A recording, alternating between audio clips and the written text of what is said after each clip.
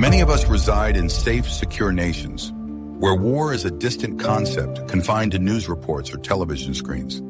However, globally, millions inhabit active war zones, a staggering 1 in 6 children, totaling 357 million, endure armed conflict.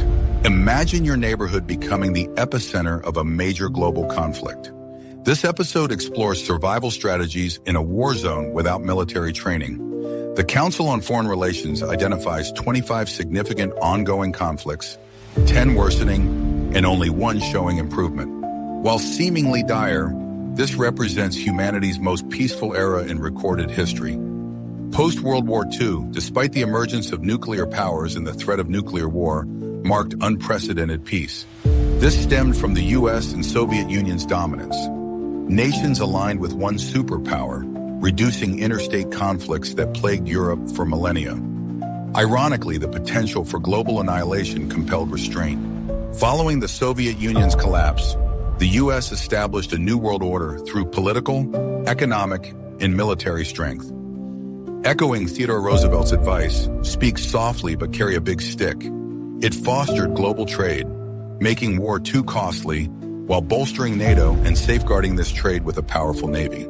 Present conflicts are mostly low intensity. Even the U.S. involvement in Iraq, Afghanistan, and the Syrian civil war pale compared to past large-scale wars.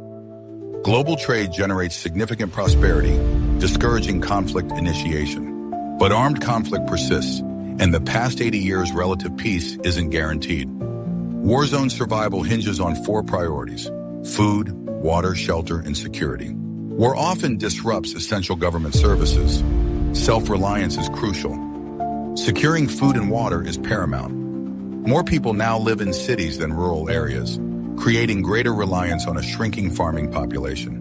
Cities, centers of civilization and innovation, are inherently dependent on external food and water supplies. Many cities like Los Angeles and Las Vegas import substantial amounts of water. War-related service disruptions drastically reduce daily food and water access. Stockpiling non-perishable goods from supermarkets, such as canned food and bottled water, is essential. A person needs about 8 8-ounce glasses of water daily, though this can be rationed in emergencies, though not for extended periods. Food can last longer. A person can survive without food for approximately 21 days, using fat reserves. However, water deprivation is lethal within 3 days. For short-term conflicts, supermarket raiding may suffice, but long-term strategies are vital. Escaping urban areas for the countryside is recommended. Freshwater sources offer fishing and hunting opportunities, though city dwellers may lack essential survival skills. Practice is key. Hunger is a powerful motivator. International aid organizations, such as the Red Cross, may provide assistance. Depending on the conflict, local military forces might offer aid. The United States, for instance, often deploys substantial emergency relief personnel and supplies to conflict zones. Within the U.S., locating the nearest federal emergency response hub is advised. These hubs, often mid-sized airports in strategically significant locations, e.g., Bob Hope Airport near Los Angeles, serve as bases for U.S. forces and emergency relief efforts, offering access to food, water, and shelter. If aid from friendly forces is unavailable, resourcefulness is crucial. Unfiltered water is hazardous, but a homemade filter is easily constructed.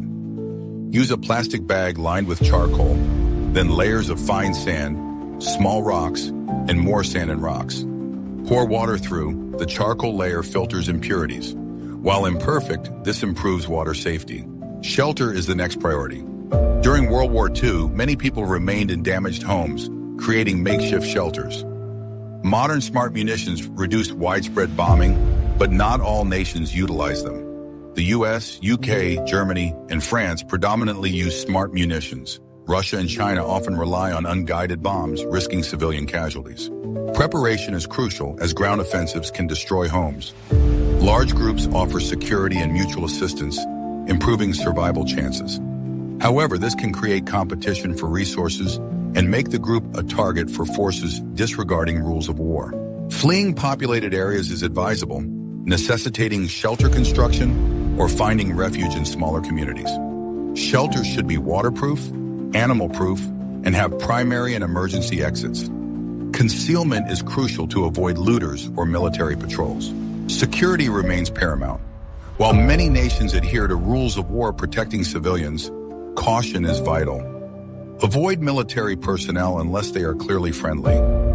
Accidental encounters are extremely dangerous, as soldiers are on high alert for threats like suicide bombers. To a soldier, an unexpected civilian is a potential threat. If encountered, immediately demonstrate non-aggression, drop equipment, raise hands, and if armed, slowly place the weapon on the ground, muzzle away from personnel, remove the magazine, and eject any rounds. Then slowly retreat. Weapons are dangerous in urban warfare. Differentiating combatants from civilians is challenging.